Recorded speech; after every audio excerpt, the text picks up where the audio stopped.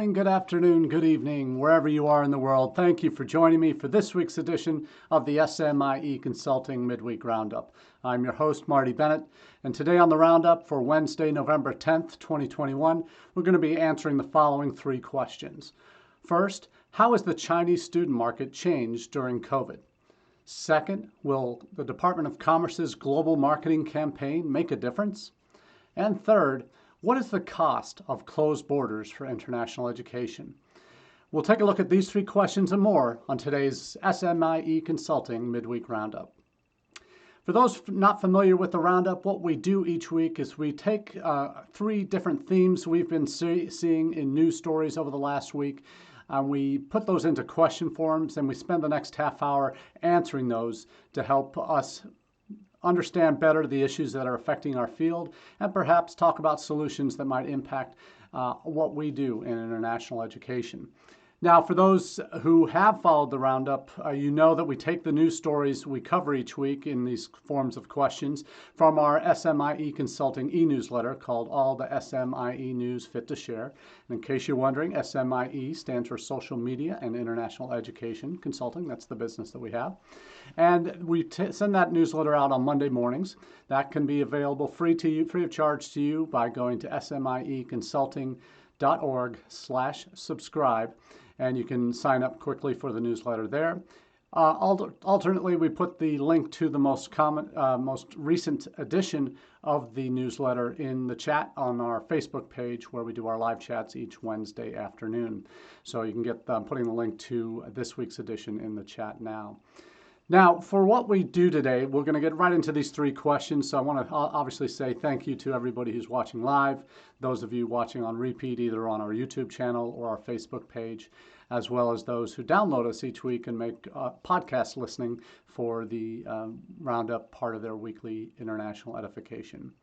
So let's get right into the first question. How has the Chinese student market changed during COVID? Now, for me, there are a number of vendors out there, service providers that provide some decent services to access the Chinese market to help you understand it better. But probably the company that I've really gotten to know well over the last 3 or 4 years that has a really good finger on the pulse of what's going on there based on their operations in China is Synorbis. And Synorbis does quite a bit in China, and they've got a couple of things that we'll be sharing the links to today. First up is a new blog that where they're talking specifically about this issue. On the article is titled "How the Role of the Student Recruiter Has Evolved Since COVID," and they have some really great in-country expertise, obviously. They exclusively focus on the Chinese market. Started initially working with Australian and New Zealand institutions to access the Chinese market. They've since expanded to the US, UK, and Canada.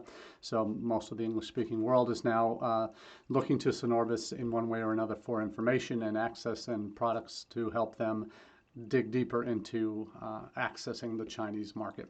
But this particular piece is a nice blog article that really focuses on some of the kind of realities on the ground for Chinese students in terms of the demand for going abroad. It's certainly been confirmed not just by Synorbis but by other sources, including the Chinese government-owned China Daily, which reported last week that 91% of China's would-be international students still intend to study abroad. And of that number, almost 30% plan to start their research 2 years in advance of when they want to go, which is good news in that there's lead-up time that you still have a chance for another year or two away to get some traction with a group of students in China that want to come in a couple of years. So that means, hey, if you got to get out there now if you want to have a chance at 2023 students, perhaps. So what these two data points say is that their demand is still there and still very high, and that Chinese students are being more circumspect, perhaps, in terms of what they're considering, the factors that they're considering as to where they go, what countries they even consider, and Synorbis boils it down to kind of three areas of how students' priorities have changed during the pandemic. Obviously, we've talked about many times over the course of the last couple of years that we've been impacted by the pandemic, is how the host countries have differently responded to the effect of the pandemic. We've seen some countries and the major destinations for international students completely shut down borders. Australia, New Zealand, China, Japan have basically put a kibosh on new students or even returning students coming back to begin or continue their studies.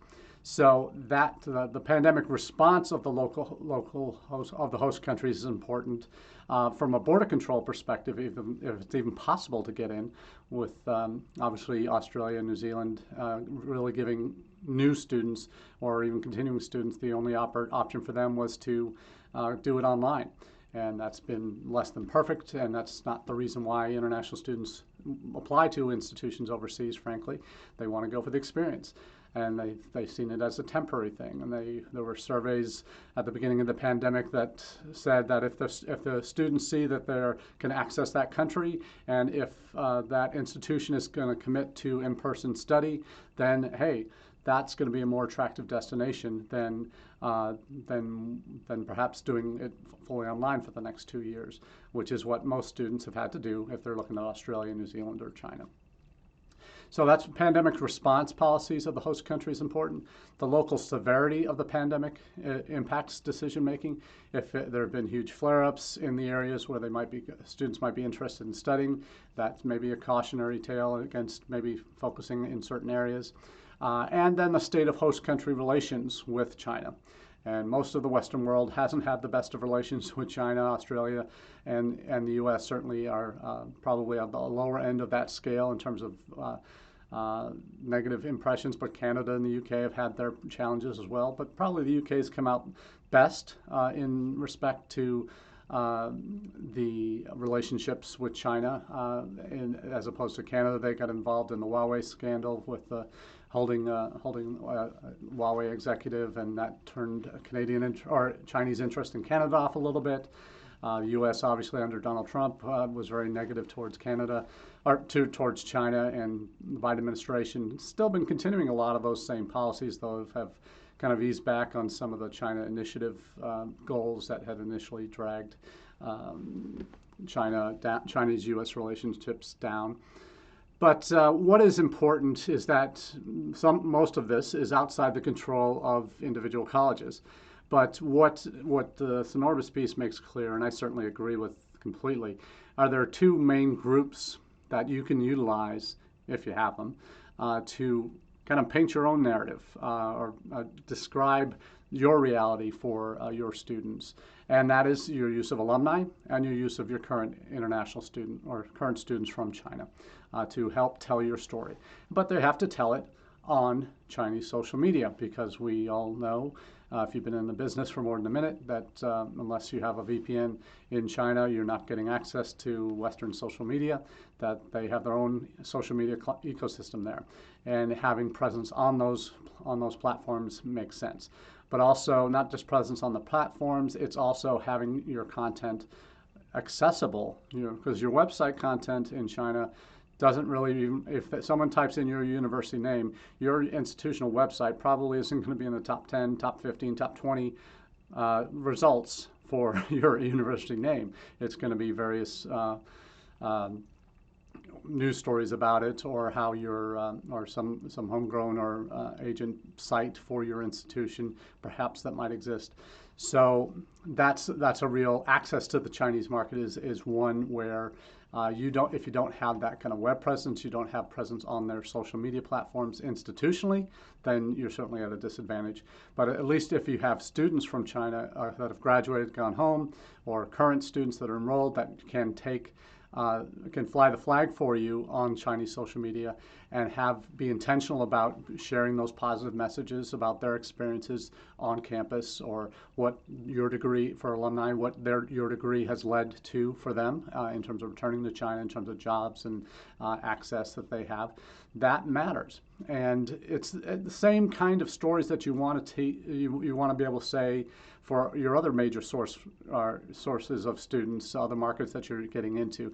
If you have current students, you have alumni that can tell your institution's story to those students directly, that prospective students and their parents directly, those are the most valuable recruitment tools that you can have, where it's not just you as an admissions person or you as an international educator sharing that story. It's straight from the horse's mouth kind of messaging. But what the Sonorbis article also points out is a couple of areas that pop up in terms of areas of concern: language skills, safety, response to the pandemic, that type of thing. So the kinds of messages that your current students can share that are going to be the most timely and the most impactful to your future students from that country are going to be the ones that answer those kinds of questions, the kinds of questions that prospective students are asking about health and safety, those kinds of things, how their adaptation to campuses, how their language skills were before they got there and once they arrived, and how that's developed. So if you're not addressing those in your communication flow, that if one of the institutions I'm working with, their comm flow is very process oriented. There aren't a whole lot of whys you should study that are baked into specific messaging for all the various groups that they're talking about. And there's some topics they don't even cover at all because they haven't really thought about putting international language, international topics of concern into their communication flow. That's changing, but it's a slow process, understandably, but you have to start thinking about it, not just from here's what you need to do to get through our admissions process and become a student at our institution. You need to think about it as you need to do a convincing job. You need to market to them. You need to show them why your institution for a student from that country is going to be a viable option for them and an attractive one. So what really you need to focus on as institutions in your messaging, and that's something that I see more and more from colleges that I'm doing work with, is they really don't have strong messaging that talks to institutional values beyond just very high level plateaus of what institutions might have as a mission, but very rarely do they go deep into beyond process to the whys of an international student in a very globally competitive market should consider not just your institution, but coming to the United States, because frankly, these students have multiple options in terms of destination countries. Chinese students especially, they're being courted by everybody and their brother because they're seen as the #1 source of international students, not just for English-speaking countries, but for many in Europe, for Japan, for Korea, for many in East and South Asia. Chinese students are very attractive, and they're being heavily sought after and have many options. So the more that you're doing to connect with them and talk to them and kind of make clear that, hey, you seek them out, you want them, that you are doing what you can, you're showing them what it's going to be like for them by having your current students from that country paint their picture for them, telling alumni success stories, having faculty perhaps that can share that kind of content. Native language content is important. So are you doing any of that in your communication flows, the way you're recruiting your international students, and in particular students from China? So a great piece from Sonorbis, along with an upcoming webinar that they're doing on the 16th. So that'll be happening next Tuesday, Tuesday, November 16th. That'll be going on. I'm posting a link to that webinar, and they're going to be covering a lot of what's in the blog a bit more in depth. So I certainly recommend attending that if you're at all interested in the Chinese market. So let's get on to the next question. Will the Department of Commerce's global marketing campaign make a difference? And when I say make a difference, we're looking at, from the U.S. perspective, things changed in late July. Frankly, when we heard at the EdUSA Forum that there is this renewed commitment, a joint proposal or joint statement by Departments of Commerce, Education, State, and Homeland Security, all on the same page in terms of backing a renewed commitment to international education. The hopes that this may turn into a national strategy for international education are still there. We're a long way to go before we even can say with any legitimacy that we have a national policy. We don't yet, but we're taking initial steps. And colleagues who work in the administration, have worked in the State Department for years, have said that the Biden administration is known for being an idea kind of administration. They have a lot of, there's a lot of energy initially around these great ideas, and they make big splashes with them. And certainly the renewed commitment to international education was one of those over the summer, late summer. But the follow-through is always where the proof is in the pudding, so to speak, that sometimes these big ideas get lost and kind of get in the shuffle of government, of other major issues that pop on the radar. So we'll see what happens with that. But this, at least from the Department of Commerce's perspective, and for Department of Commerce, we're talking about the International Trade Administration within the Department of Commerce that has worked with various study state consortia over the last 20 years, 15, 20 years or so. Especially going back to my days in Education USA, that was one of my roles, is working with some of the study state consortia to provide ways that they can connect with Education USA, talk through my own experiences having worked in the initial stages of Destination Indiana and doing major programming throughout my time with that organization, talking about some of the success stories. So I spent the better part of 4 years traveling around to different study state groups, sharing how Education USA might be able to help, but how they could help themselves in the way they organize, the way they set up, and the way they promote themselves. And of those study state consortia, the greater majority have been influenced or helped form as a result of the Department of Commerce and the International Trade Administration. So in all honesty, Commerce has been very involved in getting these state study consortia off the ground in a lot of different cases. What the challenge has been is when we've talked about international education policy, promoting the U.S. as a whole, you still have really Commerce and state are the only ones that really do campaigns. We've seen Department of Homeland Security when after 9/11, when they were formed, that really answered some of the kind of procedural questions and had Study in the States site launch and had resources online for students and to understand that process of their rights and responsibilities in the U.S. once they're in status. That's all still there, but it isn't really aren't really promotional campaigns that they've done. It's really been Commerce and state that have had made any significant effort on the international front. And about 2 years ago, coming up 2 years this May, the Department of Commerce had launched in 2019 during NAFSA and in DC, implemented what they called USA, a study destination. And initially this was meant as kind of an internal US kind of promotional piece, not promotional, but just organizational piece to gather the state study consortia together under an umbrella for promotion. Not all of them are directly kind of working with the Department of Commerce, but certainly a good majority of them were and are. So this was complementing this back in 2019 when they launched USA, a study destination. For the longest time, all it had was a list of the different study state consortia, and that was it. Wasn't anything promotional about it. It was more just internal study state groups. But now they've taken the first steps towards a promotional campaign. They've called it a global marketing campaign that is targeting more international students by utilizing the country's study state consortium. I'm involved with one of those study states, Michigan. We launched earlier this year and have done a couple of virtual fairs. We've got our site launch, social media launch, and the campaign that the Commerce has developed is to generate around certain key issues on employability, internships, attractiveness of campuses, experiential learning, that type of thing. Doing different themes each month related to those, but also focusing on a couple of state groups each month. They started with Iowa and another, I think West Virginia. They're now doing, for November, doing a couple of others.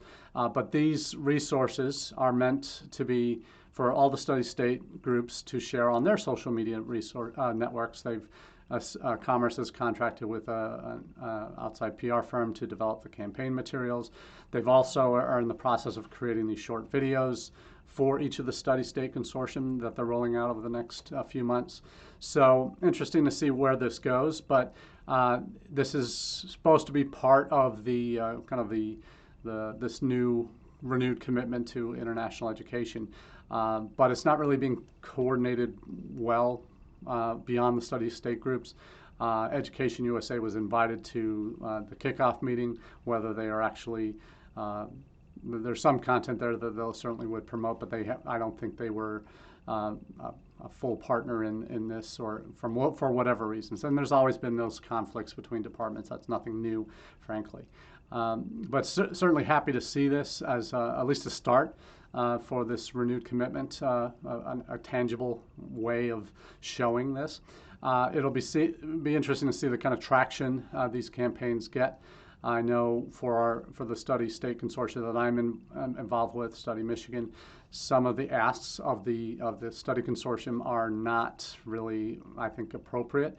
That they're expecting the study state groups to promote other study state groups, which don't make a whole lot of sense. But you can certainly see the themes of some of the topical things that they're covering, like employment, that type of thing, jobs and campus life and all of that they're going to be covering in the coming months. They're doing it a month at a time as they roll out these assets that they expect the study state groups to repurpose on their own social and tag appropriately and such.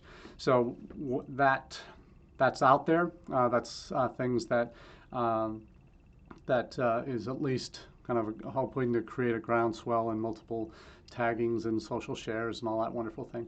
But we'll see what the end results are and how much traction this campaign does get. But it's a start. Dropping a link to a Pi News story about that new campaign, as well as the USA Study Destination site that shows the different state consortium by region of the country. So it's interesting to see how they have everything laid out there. But some interesting data here that you'll see about who's in, who's not, and who they consider a consortium. But some interesting data there, to be sure. All right, third question of our midweek roundup today is, what is the cost of closed borders for international education? Now, we've talked at length over the last 19, 20 months now of the impact closed borders have had on individual countries. We've talked about how China, Australia, New Zealand, Japan have had closed borders since the beginning, really. And we know in Australia in particular, a number of their states have been having their pilot projects or pilot plans approved for a gradual return of international students. Some of them are 120 students returning international students a week in some of the states in Australia. It's at a time when Australia in particular, of the big five destination countries, US, UK, Australia, Canada, China are the top five. US, UK, Canada, China, New Zealand. Oh yeah, US, UK, Canada, China, and Australia. So those destination countries have had varying reactions to how borders should be during the pandemic, but certainly Australia, of the top five, Australia and China have had largely closed borders. We've talked about the impact in China that's had. There are still cities going into lockdown in China. Chengdu area has been in lockdown for a few days now for a fourth or fifth wave of COVID that's hitting that country. So, but the hope is, and sources on the ground in China seem to suggest that in the spring of 22, the country will be reopening in some way, shape, or form. We'll see what that looks like. But let's talk specifically about Australia. Australia probably has suffered the most in terms, at least because we don't know the numbers from China, but has certainly suffered the most in terms of volume, in terms of economic impact. We've seen huge job losses where in Australia we'd have I think 432 job losses per institution was some of the early data from the pandemic about 6 months in. That number has certainly increased. We've seen Australian institutions shifting to online, having to shift to online, or doing where students would begin their programs online, and then on the hope that once borders reopen, they'll be able to come in. They are requiring vaccinations for any of these new international students coming in starting later this month, early December, into 2022 when the borders reopen more fully. There are so certainly requirements that we're seeing in the U.S. now. Coincidentally, this week, November 8th, on Monday this week, all international travelers outside of 50 countries where vaccination rates are below 10%. Every international traveler, regardless of status, without relatively few exceptions, for non-immigrants especially, would have to have be fully vaccinated. And not just fully vaccinated at least 2 weeks before they arrive. And that's a nugget that I don't know how many institutions are really picking up on for the U.S. But for Australia, they're requiring fully vaccinated status before international students will be allowed back in. So that's had a huge impact on them. We've seen applications to study in Australia this year dropping by 51% since March. We've seen Canadian, and this is from this data here is from Adventus.io, which is actually an Australian-founded company, one of the major agent aggregators. And this data, I've seen these numbers in a lot of different articles this past week. They don't really put numbers on them other than percentages, so it's a little hard to say. They've only been around a couple of years, and during they're talking about growths of interest in Canada, 148%, UK 150% increase. US numbers grew by 422, probably from 4 to 16. I don't know what we're talking about there, but because we don't have hard numbers of applicants that they're dealing with on a history and all of that. They don't give you numbers, they just give you percentages, which is always a little bit dodgy. The article says that the US is now the second most popular behind the UK. And just again, this is not global statistics. It's applicants using Adventus.io. So take this with a pinch of salt in terms of the numbers. But the applications to Australia through Adventus have certainly dropped 51%. So we've seen other articles that have shared the financial impact as well. But I do want to show that this long-term impact that we're talking about is significant. The latest government figures for November in Australia shows there are 259,752 student visa holders in Australia. More than half of those are in higher ed and postgrad. So the rest of those would be in vocational programs or secondary schools, or that type of thing, ESL programs. The figure also shows an additional 148,464 student visa holders outside of Australia. So these are ones that are the returning students that have not been able to get back into the country yet, that have been basically forced to do the last almost 2 years of their study fully online. So it'd be interesting to see what we're talking about there. Universities Australia Deputy Chief has said that there's been a 40% decline in commencing international students from pre-pandemic levels. No surprise there. She says the closure of international borders during the COVID pandemic has obviously had an impact on the willingness of international students to enroll at an Australian university. Nonetheless, the fundamental attractiveness of an Australian education has not changed. And she certainly feels our corner has been turned. There are additional articles that I'm not sharing with this roundup today, but I did share in our newsletter that came out on Monday, and you might want to take a look at that story. There was a telling quote from an international student that shared really about his experience. He's coming from Sri Lanka. He said, "The tuition fee hike really makes it difficult, and online courses are not worth the investment. It makes more sense for me to continue my studies in Sri Lanka instead." So the two factors there that really are pushing the student away from Australia, that the increased fees at a time when you're only able to do online for Australian universities is a little bit of a double whammy for them, and a kind of kick in the face, really, that you're increasing the fees for a lower quality product doesn't, where in terms of just doing an online degree, doesn't make it more attractive for students to consider Australia, just starting Australia online. So that student sentiment, I think, is certainly common. We've shared other stories of Indian students who have had to do their degrees completely online since the pandemic hit from their mobile phones. I mean, talk about paying as much as $15,000, $20,000 a year to do a program where you can only access it from your mobile phone. So really some significant challenges there. I think the Australia example is certainly one of those. Japan has been another one. Japan's not a top 5 destination, but certainly is a top 20 destination for international students. They probably top 10 actually, now that I'm thinking about it. They now are facing a situation where they have over 370,000 foreigners at the border, well, waiting for the border to reopen. They're not at the border because they'd be in boats all around the island, so I guess that's not happening. But of that 370,000, these are 70% of them are students and technical interns that are waiting to come back and continue their programs.